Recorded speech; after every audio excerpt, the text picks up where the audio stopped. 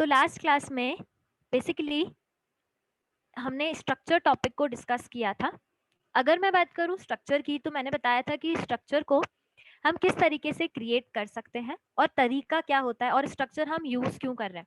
ठीक है, हमने देखा था कि हम अगर बात करें यूजर डिफाइंड डेटा टाइप्स की, तो we can use structure and union. दोनों में क्या डिफरेंस है वो बात की बात है, बट पहले हम स्ट्रक्चर देख रहे थे कि स्ट्रक्चर हम कैसे क्रिएट कर सकते हैं। ठीक है, मैंने आपको एग्जाम्पल बताना शुरू किया था, प्लस मैंने ये भी बताया था कि स्ट्रक्चर के अंदर हम जो स्ट्रक्चर का डिक्लेरेशन सेक्शन है वहां पर हम अलग अलग डेटा टाइप्स के क्या कर सकते हैं, वेरिएबल्स क्रिएट कर सकते हैं, जिनको हम सिंपली क्या कह सकते हैं, डेटा मेंबर्स। किसके डेटा मेंबर्स या किसके मेंबर्स, स्ट्रक्चर के। ठीक है, प्लस स्ट्रक्चर के वेरिएबल्स को क्रिएट करते टाइम हम चाहे तो at the time of declaration we can declare variable of structure. Instead of this we can also declare variable in the main function. ठीक है, लेट्स टेक एन एग्जाम्पल। हम इस एग्जाम्पल की बात कर रहे थे कि स्ट्रक्चर के वेरिएबल्स को कैसे क्रिएट करेंगे। ठीक है, तो मैंने आपको बुक नाम की स्ट्रक्चर का एक एग्जाम्पल शो किया था कि एक बुक नाम की स्ट्रक्चर है। अब मैं आगे कंटिन्यू करने से पहले एक कंसेप्ट और क्लियर कर दूं। सी प्लस प्लस के रिगार्डिंग में स्ट्रक्चर जो टॉपिक है उसमें कुछ थोड़ा सा वेरिएशन है। सी के रेफरेंस की बात करूं तो मैं अगर, तो मैं उन सब डिफरेंस को आपको वन बाय वन यहाँ पर एक्सप्लेन करती जाऊंगी।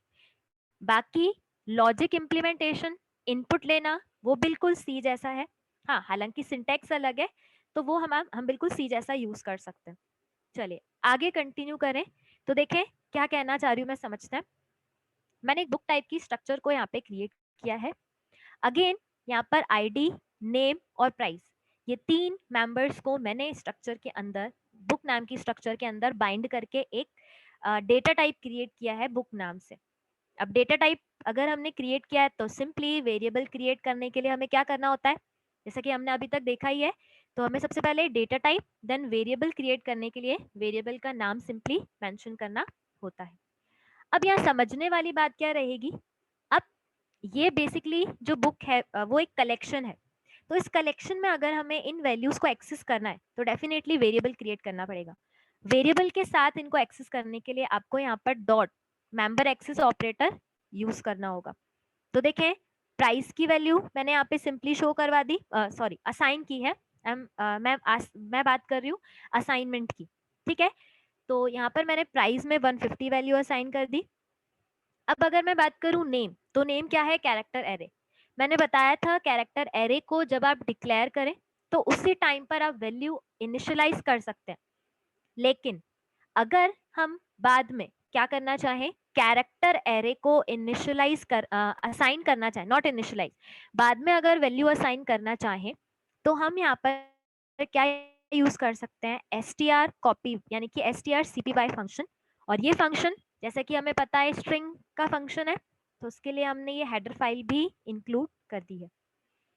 ठीक है, मैंने इसमें क्या स्टोर किया है, बुक नाम की स्ट्रक्चर का जो वेरिएबल है उसके साथ में मैंने इस नेम को एक्सेस किया है और उसके नेम में मैंने स्पेसिफिक बुक का नाम यहाँ पर असाइन कर दिया। ठीक है, डबल कोट्स में, ये हमें पता है स्ट्रिंग है डबल कोट्स में आएगी। और इसी के साथ मैंने बुक का जो सिंपली आईडी है उसको यहाँ पे मैंने 101 से असाइन कर दिया। और अगर हमें अगेन कंटेंट्स को डिस्प्ले करवाने हैं तो हमें पता है कि स्ट्रक्चर के साथ में उनके मेंबर्स को एक्सेस करने के लिए डॉट लगाना पड़ेगा। तो देखें, बी के साथ में नेम को, बी के साथ में आईडी को और बी के साथ प्राइस, ये तीनों मेंबर्स को मैंने शो करवा दिया। अब इन मेंबर्स की वैल्यू को मैं बाद में चेंज कर सकती हूँ, इसलिए मैंने यहाँ पर मेंबर्स को, मेंबर वर्ड के पहले एक वर्ड यूज किया डेटा, क्योंकि मैं इनकी वैल्यू को क्या कर सकती हूँ, चेंज कर सकती हूँ। ठीक है, तो इसलिए यहाँ पर ये कहलाएंगे डेटा मेंबर्स और ये कहलाएगा स्ट्रक्चर का यूज। अब देखें, सी के रेफरेंस की अगर मैं बात करूं, सी के रिगार्डिंग में अगर बात करूं सी प्लस प्लस की, तो स्ट्रक्चर बनाते टाइम हम देखें यहाँ पर कहीं पर भी स्ट्रक्ट कीवर्ड यूज नहीं करें। हम स्ट्रक्ट कीवर्ड के बिना भी स्ट्रक्चर के वेरिएबल्स को सी प्लस प्लस में क्रिएट कर सकते हैं, लेकिन सी में ऐसा नहीं था, आपको स्ट्रक्ट कीवर्ड लिखना जरूरी होता था। ठीक है, जबकि यहाँ पर आप लिखें चाहे ना लिखें बात एक ही है, कोई प्रॉब्लम नहीं है। अब अगर आगे प्रोसीड करें तो उससे पहले कोई भी डाउट हो स्ट्रक्चर टॉपिक के इस पर्टिकुलर कंसेप्ट में तो आप पूछ सकते हैं।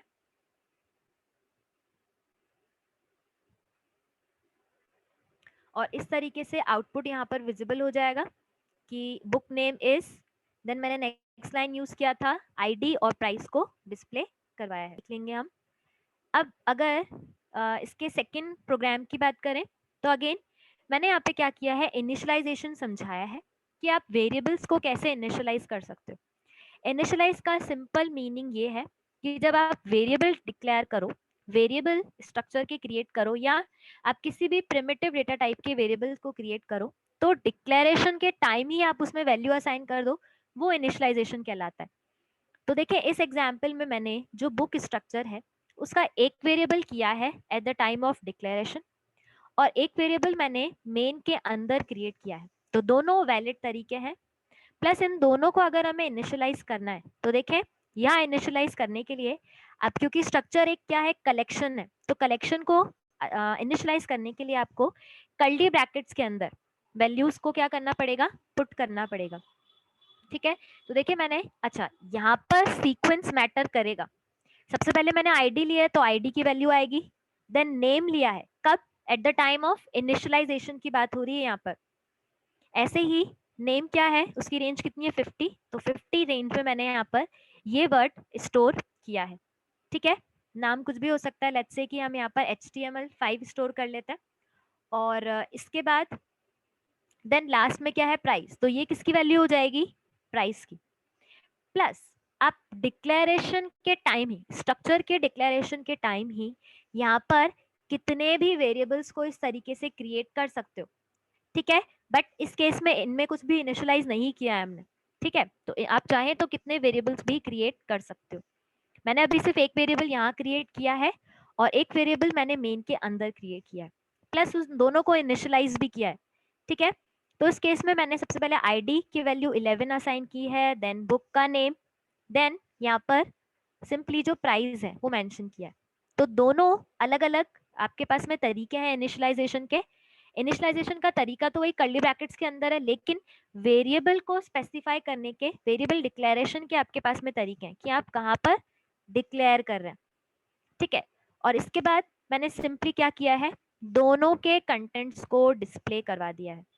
ठीक है, तो इसका अगर आउटपुट देखें तो देखें सबसे पहले जो आपके पास में बुक बी वेरिएबल जो था उसके कंटेंट डिस्प्ले हुए हैं, और नेक्स्ट आपके पास में HTML5 हमने स्टोर किया था, तो ये उसके कंटेंट यहाँ पर कुछ इस तरीके से विजिबल हो जाएंगे। बस इतना ही समझना है कि आपको डिस्प्ले करवाते टाइम क्या करना है, मेंबर को एक्सेस करने के लिए डॉट ऑपरेटर यूज करना है।